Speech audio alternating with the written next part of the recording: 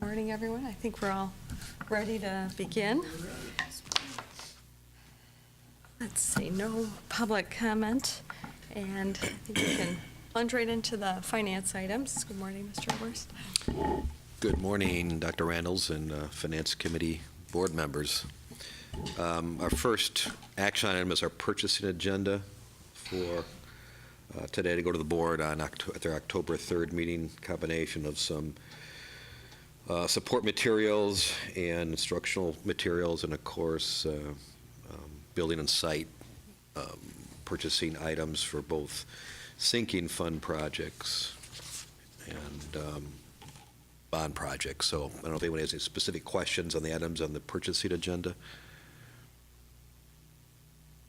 I think, Dr. Flores, do you have a couple questions? I do. One, that is, could we get some explanation on the amount that's requested for human resources for, I see it's almost double of what we had approved for temporary staff, office team. Yeah, unfortunately, we have about, I think now it's 15 to 16.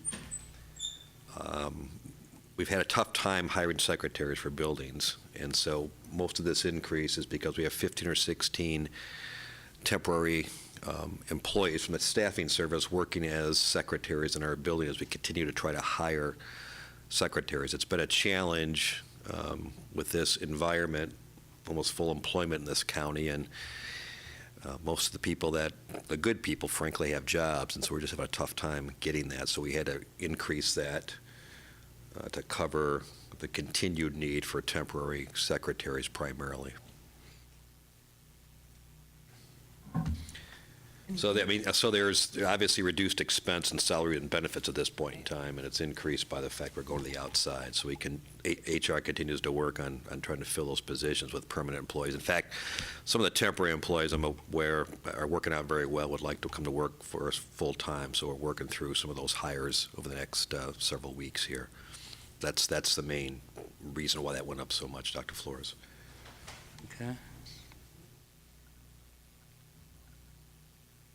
Ms. Light, you have a Question question? under donations. Mm-hmm. You do that now? Purchasing. We're still on the purchasing agenda, Yeah. so we'll stay with that, yeah. So anything else? Any other questions? No, that was mine as well. Great.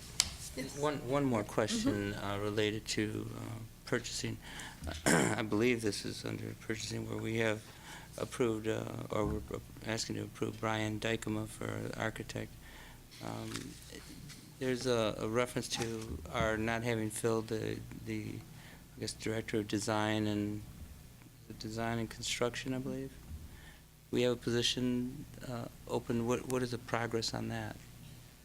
That's another position that has gone vacant for over a year now.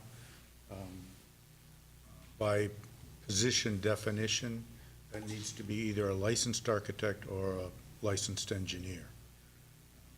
We have had a lot of responses, but few of them have been licensed to meet the qualifications. And it was interesting, when we interviewed architects for bond projects, I asked each one what their status was with architects, and they're all having trouble hiring also. So it's not just us. That market is thin right now in the state of Michigan. Everybody explains to me we're getting caught after the 10-year recession where a lot of young professionals left the state. So we are still looking. It's still posted. We continue. Nick Schwartz in the Human Resources Office is broadening that search to a bigger circle all the time. We've started working to go out of state looking. In the meantime, Brian Dykema is a self-employed architect that we've been using to help us fill in some of the voids. He can do a number of things for us, and he's not a direct competitor to the larger architects that we hire for projects, so he can do a couple of things. He's not, all architects have certain ways they approach projects. He's not going to be a competitor with conflict to them, and I'm not an architect So one of the benefits that he has is he's that architect in my ear helping me have an architect's eye for certain things that I don't have. That's the one project, to use him as a project manager during design, kind of as my advisor essentially. He will review concepts and plans and give me advice as to how to ask questions. The other things on there, one is an extension of the warm, safe, and dry projects that he's worked on because they've carried on. And the other is to work on design work for Ridgemore so that we can open that next school year. Okay, so in the scope of things, looking at it in terms of what we would spend on a staff person versus hiring consultants to perform this work, do you anticipate that there is some equity in terms of that salary versus consultantship? It's probably not one for one. There would still be a need for some amount of consulting help, Mhm. but certainly there is a balance there because that salary's not being spent. And specifically, the project management contract is an hourly, so should we fill that role, we would, that position, we would revisit the magnitude of Brian's role and we can adjust accordingly. Okay. Thank you. Ken, who requires the licensed architect or engineer for this position? Is it us, That's or- part of our job description for the position, and the reason is that if we do work internally, we can seal plans. Yeah, okay. Very good. And just from a practical standpoint, we are reviewing the work of other professional consultants, and it really makes sense that we also are equal professional consultants to review that. Sure. Anything else? I guess, can I have a motion then for approving the purchasing agenda? So moved. Support. All in favor, say aye. Aye. All opposed, same sign. To donations. Number of donations that need to have your approval today. The first being from American Heart Association on some CPR kits valued at $3,245.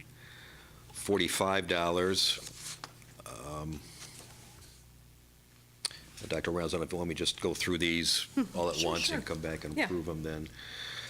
The second item in your packet there, Cornerstone Church have raised $4,000 for Campus Elementary, for field trips, camps, uniforms, et cetera, for the upcoming school year. And you may recall, for those who were on the board last year, I believe this, campus also had a similar donation from an individual last year, and Principal Colton has discretion to use those dollars for the designated items there. Then the third item there is Crossroad Church, and as you can see there, their uniforms and other items, and the value is about $18,500 for the individual items there. I have a question on that. The fourth item there is Amway. There is this new technology tutoring program called TutorMate. It allows for tutors to assist our students at remote locations. They don't have to be face-to-face, and Amway is supporting that for our students, and they will be paying directly to the vendor of that, but it's on our behalf, so that's $20,000 that needs your approval. And then the last item there, it's for Westwood Middle School to donate fleece for their students from C.H. Robinson. So you can see their black fleece with a red Westwood logo, which I think is a pretty cool donation, if I may say so. So a number of items there, all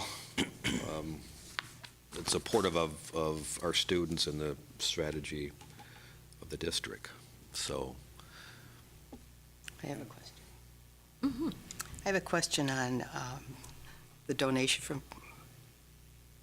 for the Crossroads Church is committed to funding Grand Rapids Public Schools character education program. I have a question on that.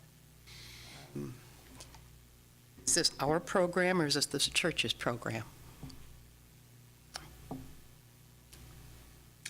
Character education makes me a little nervous coming from a church. I'm not totally sure. Cheryl's not here either. I'll have to check on that for you. Okay, because that, Ms. Slade, I'm not sure on that. okay. Anything? Sure. Well, I'm certainly impressed with the donations we received. Cornerstone Church with Pastor Fernandez, and then Cornerstone, Crossroads Church. I get to, and Amway certainly. And we have to thank them for their donation here. They've been very supportive of our institution. C.H. Robinson, the donation comes with basically an advertisement on the sleeve. Do we have a policy on advertisement in our district? To my knowledge, we don't have a policy directly with respect to things like this, so no. And just wondering of the precedent that we set then. I mean, Mm-hmm. Yeah. that would be a caution that I would make with respect to this donation. Not that we're not appreciative of it, it's just, it does come with the tie to advertisement. I haven't seen what it looks like. I presume it's similar to a fleece jacket. If you get a North Face or a Columbia, it's a little logo on the manufacturer up there on the shoulder. That's, I think, would be my assumption, but I don't know that for sure, Dr. Flores, so. So, just, and forgive my ignorance on it, No. on trademarks and whatnot, but C.H. Robinson, is that a local company, or is that like a North Face? It's not a national. No. Okay, well then, No. so it's a local, I was just Yeah, looking trademark. Local them regional, yeah. up. C.H. Robinson, if it's the same group, is like they do sort of logistics and phones and They do what? logistics and phone sourcing. I mean, we've received, I know when I was a teacher, we received pens local from corporation. Amway and Oh, okay. whatnot, and we gave those out to our kids. But wondering about, just where we are with that respect, because, I mean, I think it's, I have a small company, I could donate a few things, promote La Familia or promote La Vos. right. And then we're kind of, bombarded then with advertising. If I were a parent, Right. I didn't particularly approve of it. I mean, there's Right, also I mean, that something in that, the yeah. real world. Yeah. Well, do we approve this and then decide that we're going to make a policy or create a policy, bring this to the full board and have a discussion about it? Do we have to have, I mean, I think we could question them and say, do we have to have your logo on it? Is this a straight-out donation, or Mhm. is this advertising? Mhm.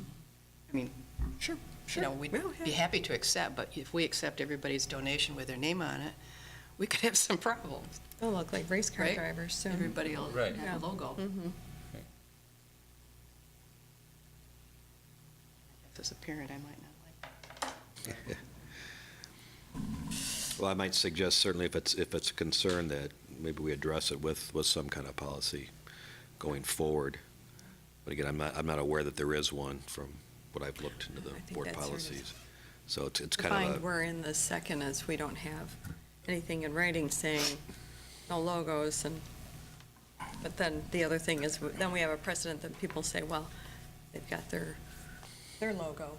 And so then Right, and it could very easily be, I'll just say Flores for school board, or, Right, sure. Slade for school board. Sure. or, Right. It could be anything, Hillary for president,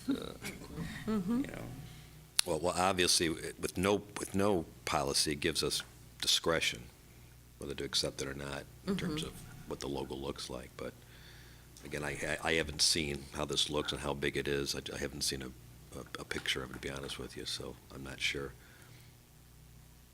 And I guess we need to look at a policy down the road. we got a policy also, right.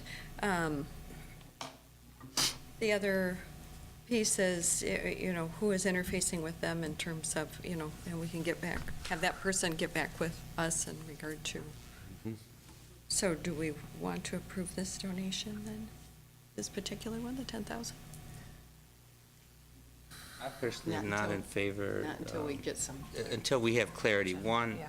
I guess I would like to know with all certainty that we do not have a policy that addresses this, Okay. or that we do, more than two. And then some discussion as to what implications it has to us that our children are running around promoting a particular product. In this case, it may be a very, acceptable product, but I could see us, having to apply the same standard and the same practice to entities that we may not approve of.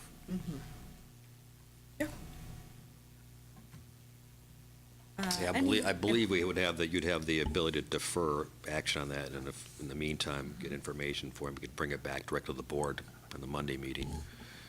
Okay. So, and then, are there any other discussions? I have a few other questions here, well, comments. I do want to thank everyone for their donations. Cornerstone campus is and often not one of the high visibility schools, so it's really great that people are taking care of a local school like that. And then also with Crossroads, we will look into this character education Yep. business as well, Okay. because I think that that's important.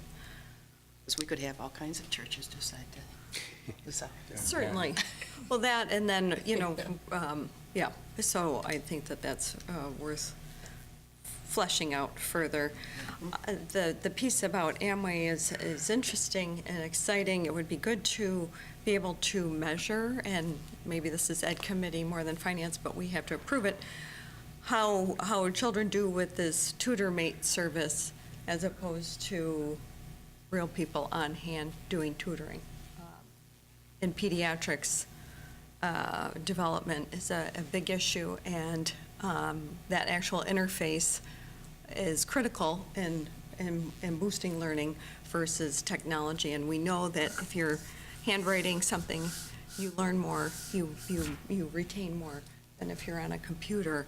And so I think we need to be careful in terms of achievement on electronic help. I think it sounds like it's a video and it's sort of virtual, but I think we need to sort of follow that and measure it somehow. So I will send notes to the superintendent in regard to these issues. And so can I get a motion to approve all of the donations with the exception of, we will table the C.H. Robinson donation until we have further clarity about the logo and policy. And the Crossroads Church. Oh, and the Crossroads Church, you'd like to table that as well? Yeah. Just the item related to the True Success piece? Yes, right, because we can take the, this is part and parcel. Sure. Page Right. 15. Well, Okay.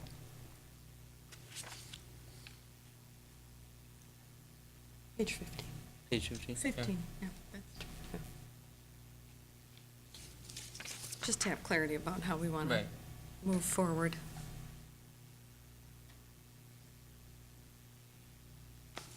So everything but the 5,500 in regard to the True Success? Did that seem? Yes. Taking them all? No, everything except for True Success, so the uniforms No, we I'm would back take, here. and then. No, thank you, but. No, I want you to It's- clarify this. Because this is about, so we will accept this donation and that, what we're going to table, the 5,500? Right, Regarding the True Success, because I have the to. character education one. yeah. Yes, yep. Yes. Okay, so I'll rephrase that then. Motion to approve all the donations. We're going to table the Crossroads Church funding of the True Success Character Education and table the C.H. Robinson Gosh, now you've got me scrolling when I don't scroll on this one, because I'm scrolling on your page. And the C.H. Robinson, I want to make sure I had the name proper. We'll table that one as well until we have some more clarity. So moved. Support. All in favor? Aye. Aye. All opposed, same sign. Excellent. Okay. All right, next we're on to the reports. The first is the July through August financial reports, and the first few months, every new fiscal year, there's not a lot going on. And the financials look a little out of whack because we get our summer tax payments right up front in July and August, and we have minimal expenses until school starts. So in terms of trends, 2 months, not much we can say, other than we got our taxes paid, including the first installment, if you will, on the new bonds. So the first assessment on our new bonds, for 175, well, the 88 million that were issued, that came on the summer tax and went into our capital projects fund, and then the local property taxes to fund operations came through also the last couple of months. So we obviously have a healthy cash position right now, and if you look on the summary on the dashboard, thereby a very robust fund balance. But as the year goes on, that starts That'll whittling go away. down as the bulk of our revenue going forward is the state aid payments based on enrollments. We do get some taxes that kind of filter in now and then, but that. So nothing out of the ordinary the first couple of months of the year. If anybody else has any particular questions on the financials? Okay, Okay. No questions? Ken? Warm, Safe, and Dry, there's a few projects that we're still cleaning up. GRPS University parking lot, we still have some work on the landscape. We're still working with the neighborhood group up there to make sure that we do things adequately. Since this is our last year of collecting the Warm, Safe, and Dry funds, we've limited what we're going to do this next school year. The major project will be investing in Ridgemore to reopen that as a Montessori program. So my job is to get that building ready. The academic team works on the programming. So that we're prepared to invest $1.5 million in that building at this point to get it back open. It's been closed long enough. We will have to do a number of things to bring it up to current codes. But it does fit the Montessori model in that it's a wide open building. Right. That would be our biggest one. We have some other things where we're looking at some improvements to the university building. It's not air conditioned, and if we can do certain things so we can use it through the summer months. We haven't made a commitment there yet. Some of the other funds we're just going to hold on to. There's no time commitment to use them, and we thought we should just kind of bank those for the time being, waiting if there's then a roof or a boiler emergency, we have a way to deal with it as we continue to plan. From the bond side, we've started design work on a number of projects. We brought the architect and construction managers last month. The two that are moving more forward more quickly than the others are the Museum High School and Buchanan, specifically because they have specific deadlines to open in the fall of 18, where the others, the end date can vary somewhat. Part of the process is we've asked the principals to develop advisory committees. Last week, we had the initial meeting with the Buchanan and Museum advisory committees. The intent there is the first meeting, we would give them an overview, have discussion, and give them their direction of what to do. The second meeting, they would come back with input and ideas, and the third meeting, the architect would respond with how they could incorporate those. Separate to that will be a public information input meeting.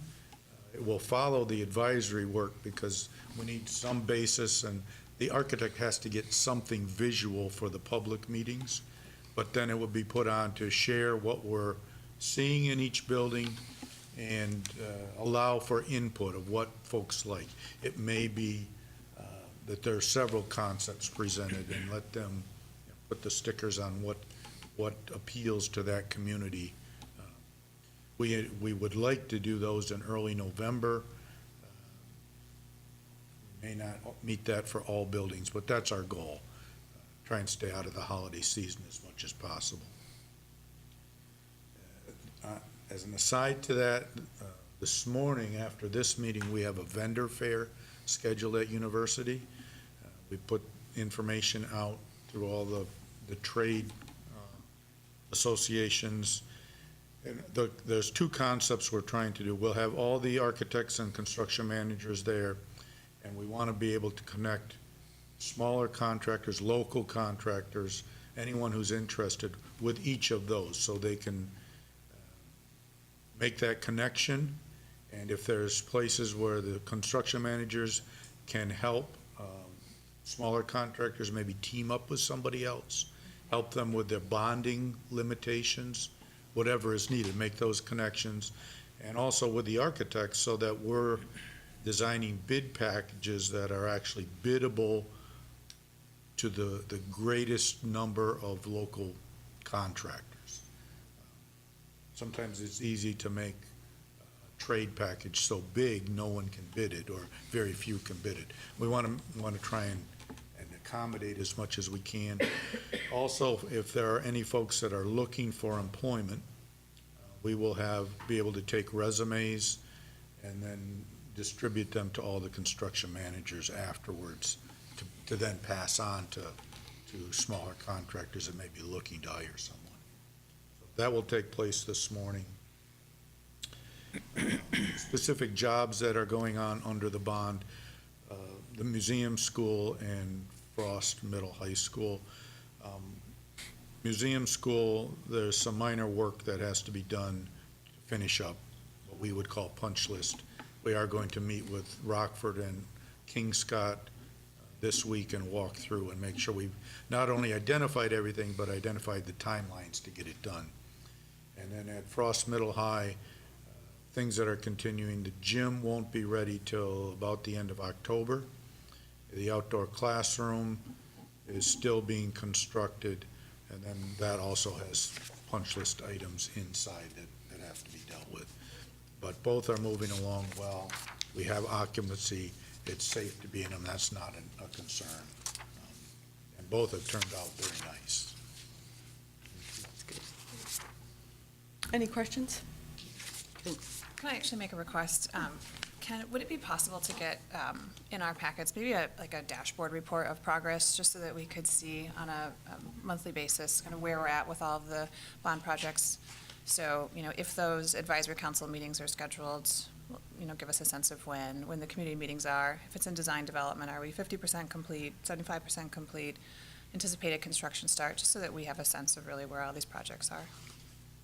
High level, doesn't have to be. Is that for bond or for warm, safe, and dry, but also? Well, Both? it sounds like we're almost through warm, safe, and dry, so I think bond is really Okay. No, that's not hard. I'll take care of it. great, thank you.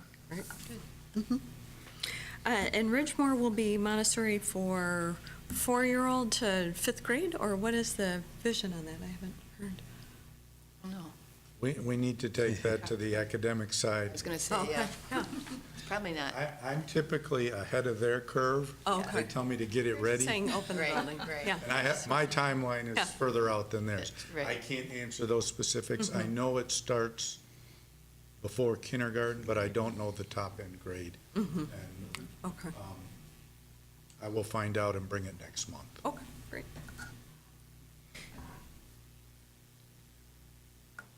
Nice to reopen that building. Yes. Closed buildings are not good for us or the community. A good friend who opened it and closed it as a principal. Anything else? I think we're on to the banking changes. Yeah, just item of information for the committee. We have relationships with a number of local banks. Fifth Third, and its predecessor, Old Kent, has been our main operating bank, if you will, for maybe forever. And for a long time, obviously, under Old Kent, they were really the only bank had enough size in this community to handle our business. Well, things have changed significantly over the years. We have other smaller relationships with PNC, Huntington National Bank, Chase, J.P. Morgan, various depository accounts. And one of the things I endeavored to do when I came on board a couple of years ago was look at some of these long-standing professional relationships. And in many cases, we hadn't looked in years, and just to see if now with additional options for us to take a look at. I kind of left the banking to the end because things were going fine with Old Kent Bank, but over the last few months, it was time to look again. We've had some service challenges with them. They've had some turnover in their particular area. So we actually bid out those services to PNC and HNB, and I think there's a little memo in your packet there, and decided that we will make a change for our main operating account and move it to PNC. We currently have a couple depository accounts with them. I'm looking here about $10 million, but they will take over our main operating account. They have been a great partner of the district in terms of providing support, funding programs. One of their employees sits on the Student Advancement Foundation's board, and we believe they certainly can have the ability and capacity to handle our business, and we look forward to that new relationship. We'll still be doing some business with Old Kent Bank as we continue to do business with HNB too. But that'll be transitioned. What the board approves usually in their January, first meeting in January, is you have to approve the banks that we can put deposits in. PNC is already one of those banks, is approved every year, and so that will be the only thing you'll need to do again in January is all the banks we work with to, again, approve using those banks as depository accounts. But at this point, there's nothing else that needs to come from you. So it's just an informational item. The pricing, we're gonna realize some additional savings, if you will, or additional revenue. Not really significant. You don't look at in that particular situation, the dollars aren't big. What they charge for the services is by and large offset by the investment income you make on that. But it's a little bit better than we've been getting under Fifth Third, and that'll transition now over the next several months and get that thing in place. But I just want to make you aware of that, what's going on. So. Any other questions? Anything else anyone wanted to bring up? I actually, Dr. Reynolds, have a policy information on it, but just came across my desk. I don't know when it was, late last week, and back during the budget time and when the state budget was passed, one of the things that I shared with this committee and the board was this change in what's Section 25E, this School Aid Act, and that was that particular section that addressed when a student is in one district in the first count date and moves to a second district at the second count date. And historically, for a number of years, that maybe forever, since the dollars follow the student. So there's a very elaborate computation that took place as to how much of an FTE you got for that. And last year, we lost 30 FTEs because of that section. And the budget that was passed, that was repealed. So in our case, that would stay with us this year. If a student left our district between count dates, we'd still get that student. Well, apparently there were some behind-the-scenes negotiations going on. And what came out of legislature this past week is to repeal that section back to the old, where they do that. And it passed out, and I believe the governor will sign it sometime this week or next week. So you may recall that our budget enrollment was use of the budget was last year's blended count plus 25, and we thought Section 25E, if we kept those 30 FTEs, that would be hopefully a plus under the 25. Well, we'll have to go back and potentially recalculate our budget because that now has changed back to the old ways, well, where if we have students move out of our district, and we have historically over the years, we're going to be hit negatively from that perspective. So that just came up. I didn't even know there was any rumblings about that. So it's one of those things that happened behind closed doors, and we found out about it. I think it was actually Thursday afternoon or Thursday night I found out about it. So just, Do we have any that come in? pardon me? Do we have any that come in that were? We do, and that 30 was a net loss between those that came in and those that left. And actually, I think maybe the year before, we may have had a net plus on that, but most of the time, it's been a net loss. But as we continue to move forward as a district and provide more choices, hopefully it's minimized, so we'll see. Next meeting, we are supposed to be getting the energy and facilities report. Yes, we're finishing that up. Great. We should have it done in 2 weeks, get it to Teresa for her perusal, and then bring it to the October meeting. Great. Anything else? I think we're good. Wonderful. So we're all set and meeting adjourned then. Thank you. Thank you.